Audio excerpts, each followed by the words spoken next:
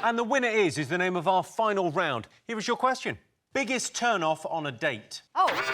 Go on, Claudia. A fancy car. There's something wrong with a man who has to drive a nice car. I won't get in it. I won't sleep with them, I won't talk to them. I will just immediately close the door and say bye-bye. What would be your ideal vehicle of choice? Would it be like a minicab? No, I'd like a very old, dilapidated car, perhaps that you would have to get into from the back. Nothing would work. Man, he's wearing a fisherman's sweater. Maybe he's got some paint on his hands, because actually he's an artist as well as a fisherman. His hair's like that. He's singing to Duran Duran. He'd get it. Well, yeah, I mean, I'd fuck him as well. This is your fantasy. This is... What does your husband drive? I don't know. I don't let him out the house. Biggest turn-off on a date. What do you think, Sean? Well, I made a big mistake once when I was at a bar with this woman, and I thought it was quite cool. I said 2 glasses of champagne, and then I remembered. I said, oh, and a saucer of milk for my rat.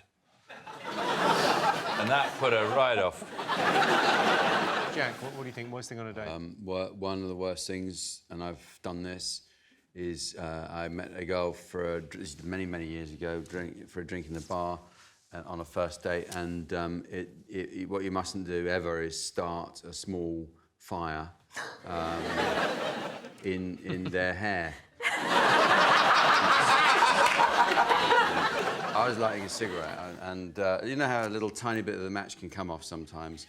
Flicked up, and it landed in her hair as she was looking that way, and it went tss like that, and there was some smoke coming from the back of her head, and she said, "Can you smell burning?" And I had to say, "No, I can't." Biggest turn-off I've been on a date is M4 Junction 15. Sweeps down and back up. You don't really... It just looks that big, but because you're going uphill, you get to the lights and you get a lovely view of Swindon there. And there's a drive-through Costa on the left. Lucky girl. What do you think, Josh? You strike me as quite a ladies' man. No, I'm not good. I went on a date that was so bad. At one point, we were struggling for conversation so much, she got out her phone and started choosing a new ringtone. How old was she? About 11? What did she choose? Like, don't you wish your girlfriend was hot like me or something? It was the funeral march that she chose. No, she just chose, you know, the traditional ring. She wasn't right for you, Josh. She wasn't right for you. I could smell a bitch like that a mile. Wish she'd have had a little bit of cider on the old lip. I had another bad incident when I was meeting a girl and I was meeting her outside the pub and I thought I was quite tired. And when I'm quite tired, I think if I do a few stretches, it'll wake me up. Right. I didn't see her coming, so as she was walking down the street, it looked like I was limbering up. What were you doing? What kind of move? Show us the move. Well, so you start with something simple, but it was a long... I didn't realise it was a long street, so it would have started like that. Yeah, sure.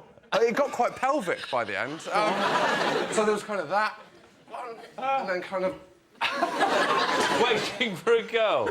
She sort Waiting for a girl just working on those hamstrings. Yeah. You don't want to pull one of those at a vital moment later. Yeah, it was a disaster. Yeah. This whole thing's really brought up some bad memories for me. I've never felt so good. OK, so biggest turn-off on a date? What do we think? Let's get some answers. I don't know, bad breath. B.O. I think... B.O. B.R. say. is the right answer. Oh. Yes, the biggest turn-off on a date is smelling of B.O.